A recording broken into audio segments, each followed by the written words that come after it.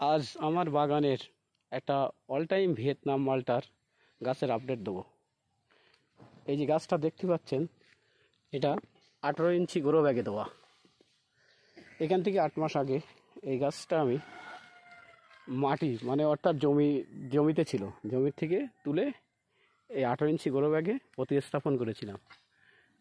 এতে সিজনে 10 পিস ফল এসেছিল।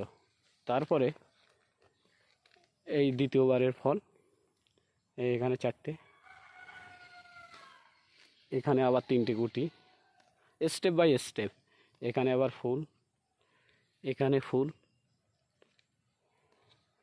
এখানেও ফুল। এইগুলো অটোমেটিক একের পর এক হয়ে যাচ্ছে। এটা 12 মাসই অর্থাৎ অল টাইম হয়।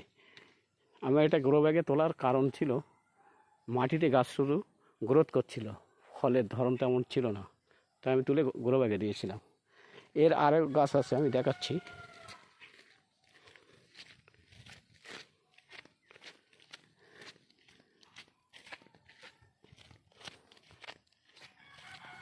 সিজনের পরের ফল, এটা সিজনের না, দ্বিতীয়বারের।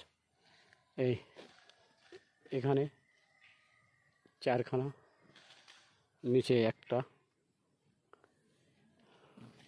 এই গাছটায় এই সিজনের পরে ফল, তারপরে ফল এটা ওটা একই, মোটামুটি 2-10 দিনের ডিফারেন্সে আসা। এই যে এই গাছটা এখনো একবারও ফল আসেনি। বন্ধুরা ভালো থাকবেন, এখানে শেষ করলাম।